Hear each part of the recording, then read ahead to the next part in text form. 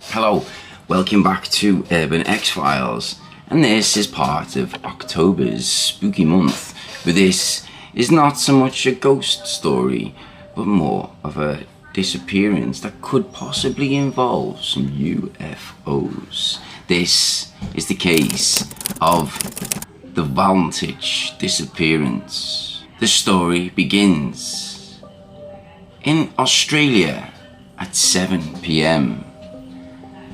on October the 21st of 1978.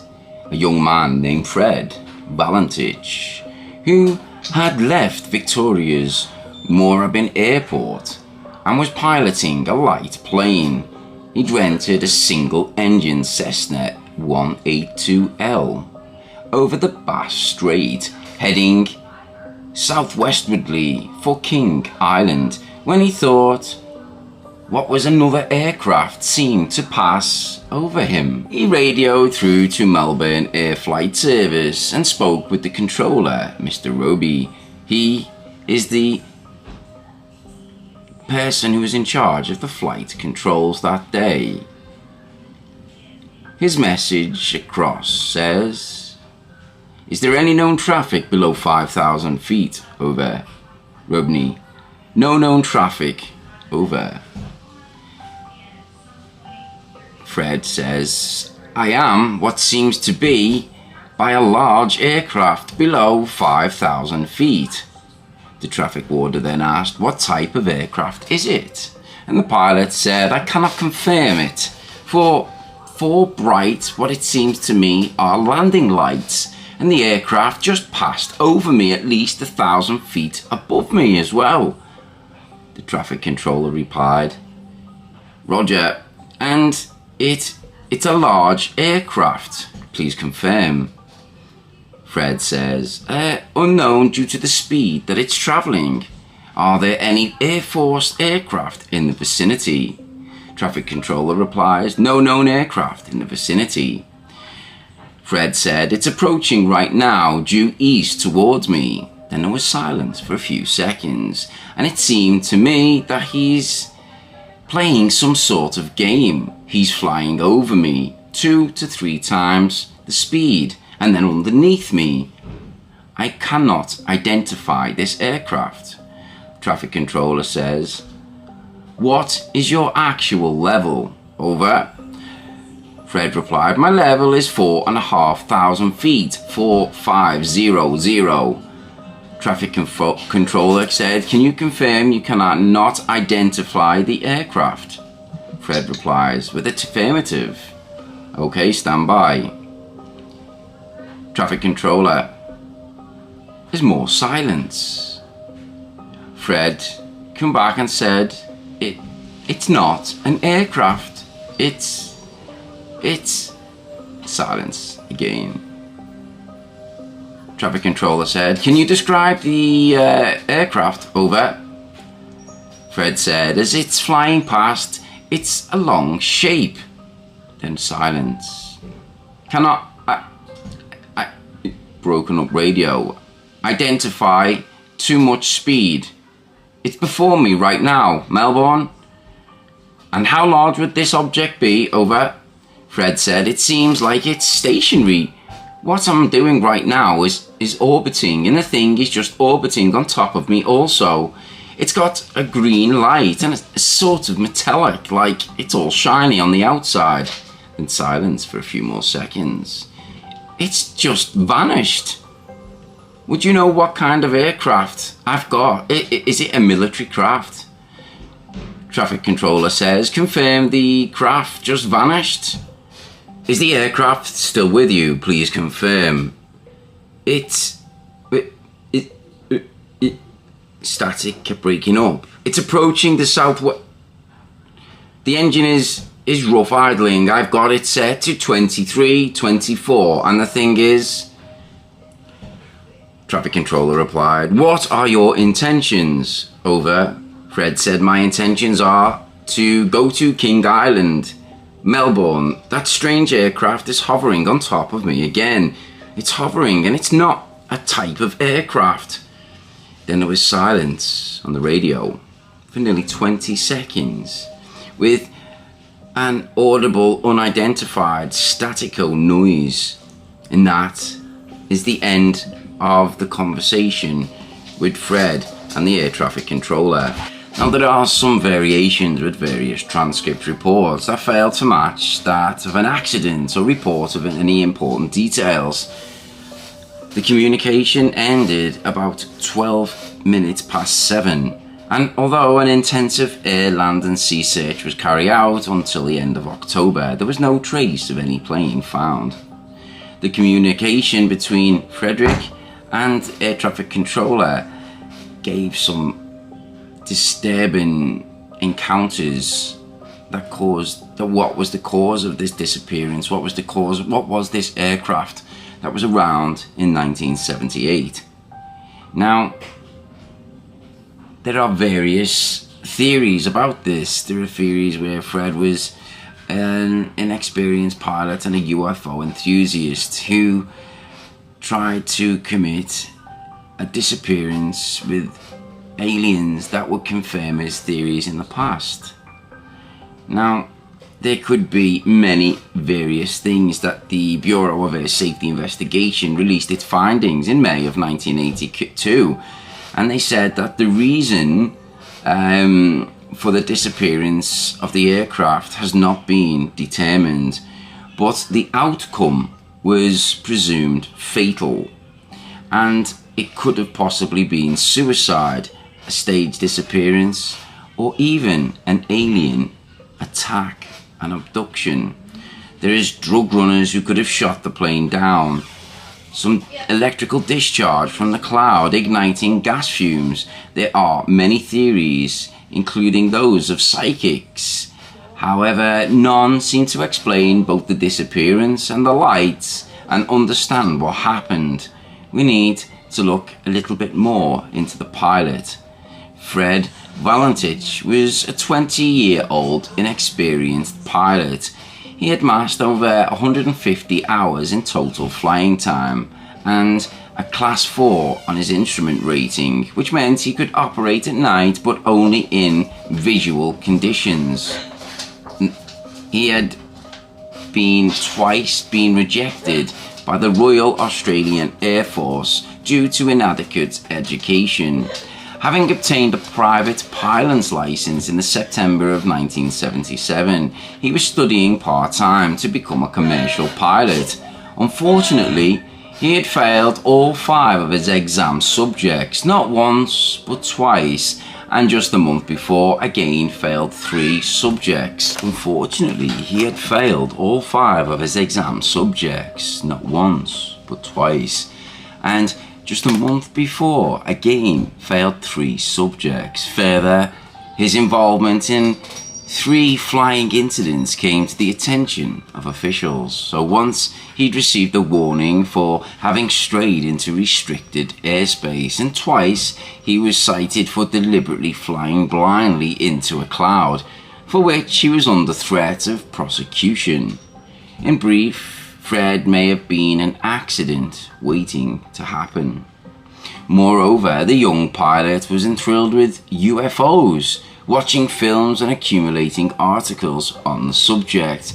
And earlier that year, according to his dad, Fred had himself observed a UFO moving away very fast, and he had expressed to his dad his worry about what could happen if such presumed UFOs should ever attack. As we shall see, his deep belief in flying saucers may have contributed to his death. Some thought that Fred might have staged his own disappearance, but the evidence does not support this.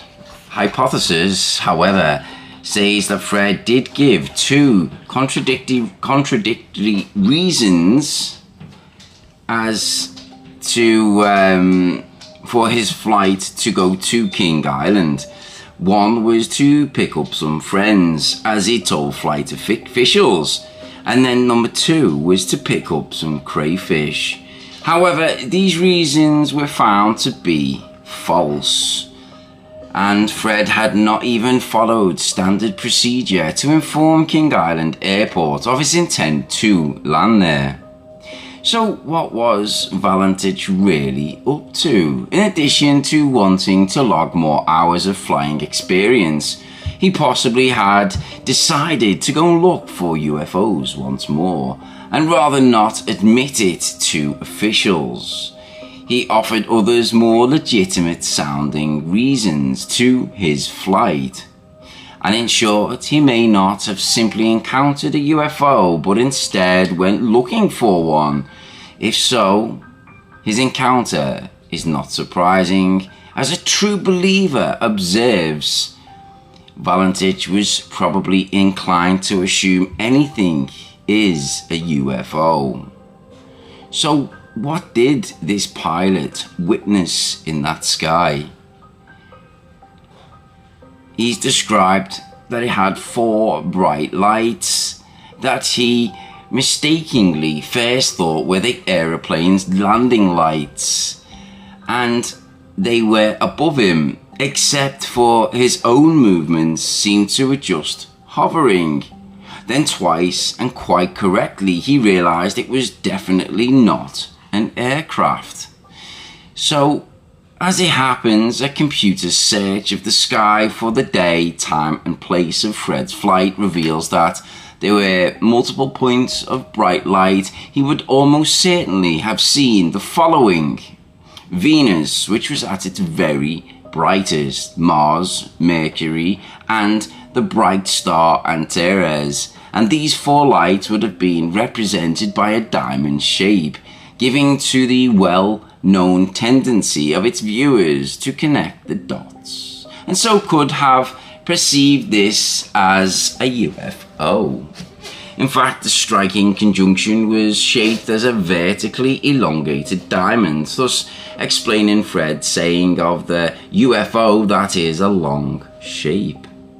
As the UFO's other characteristics, the metallic or shiny appearance could have been due to the suggestion of this alone. Having connected the dots, Valentich would have likely gone on to fill in the area as a solid, even metallic.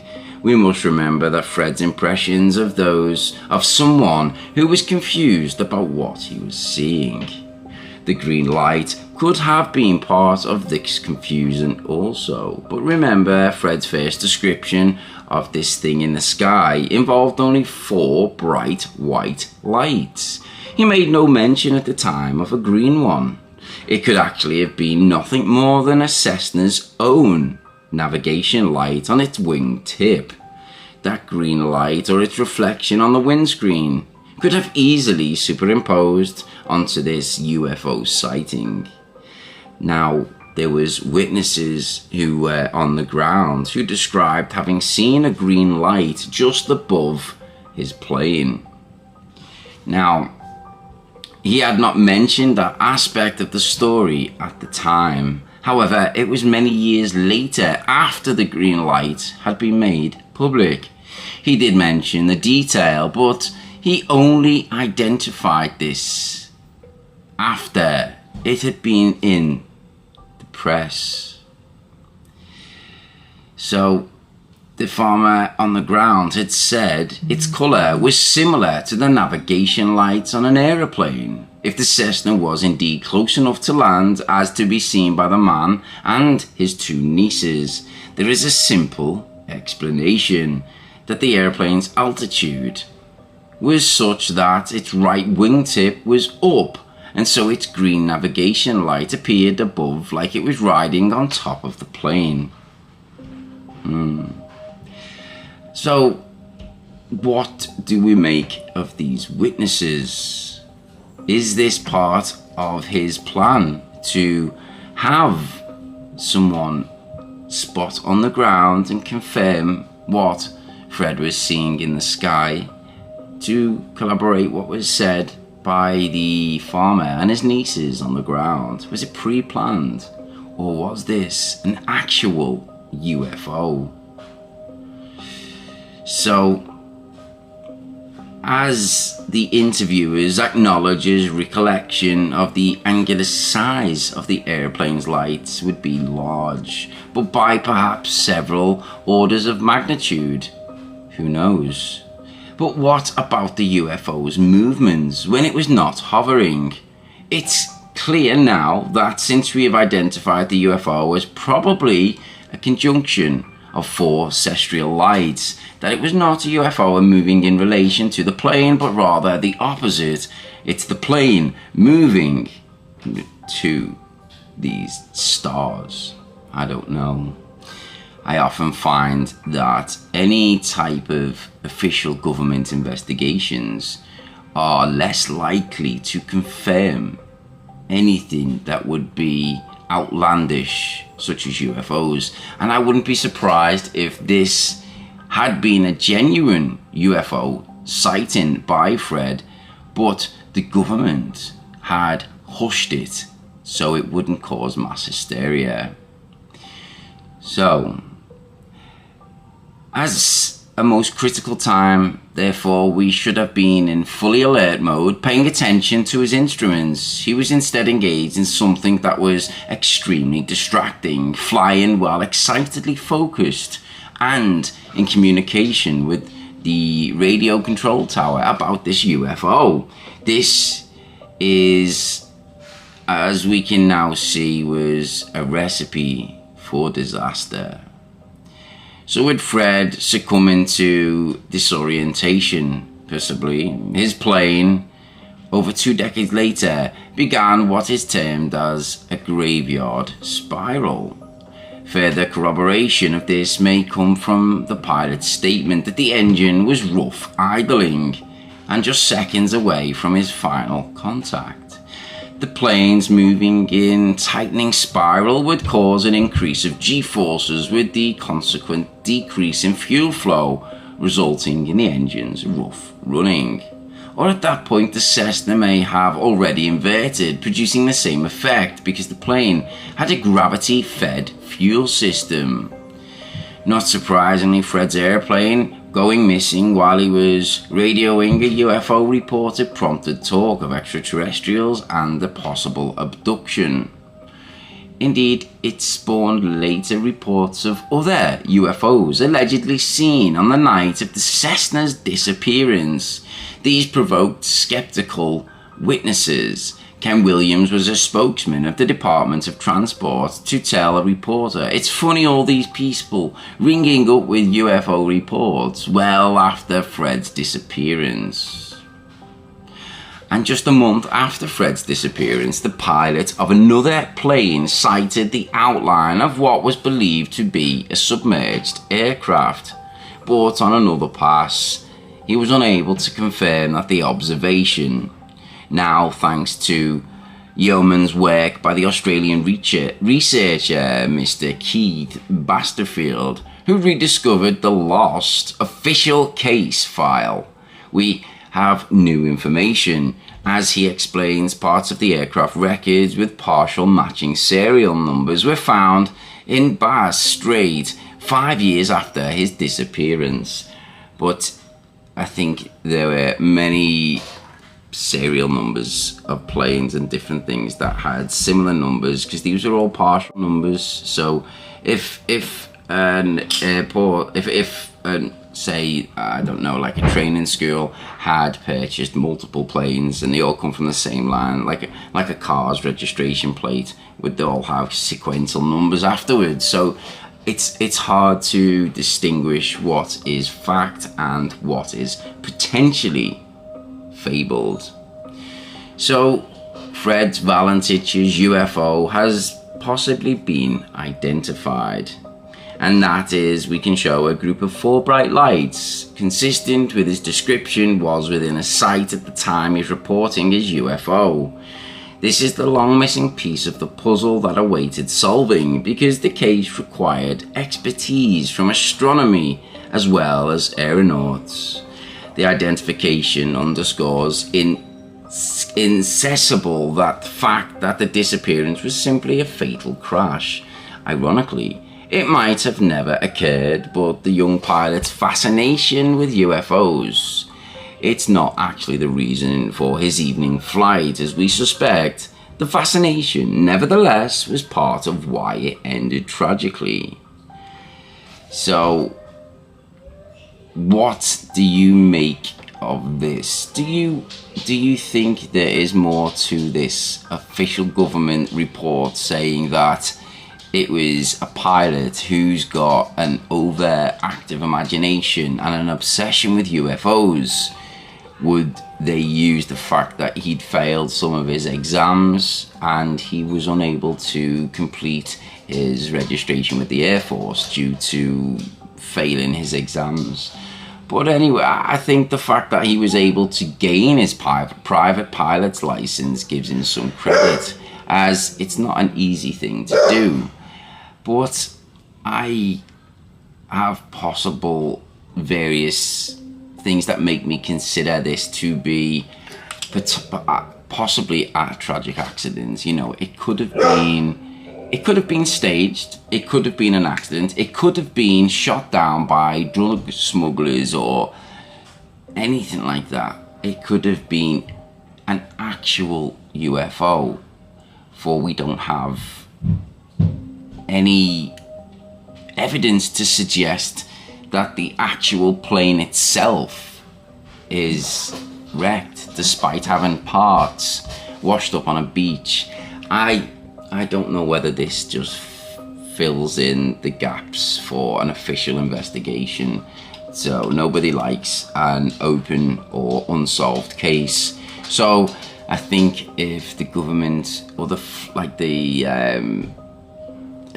CAA have decided that that was all it was and closed the file, so no more time is wasted upon it. I think if they were able to actually find the plane and Fred's body, then I think maybe we could say yes, it was a fatal accident and the proof is in that his wreckage plane is found. But up until that happens, I think it's a possible cover-up of a UFO disaster. What did you think of this very strange story? Please let me know in the comments below. And if you've ever seen any aliens, let me know what the things that you've seen. Take care. Thank you for watching and see you in the next video. Peace.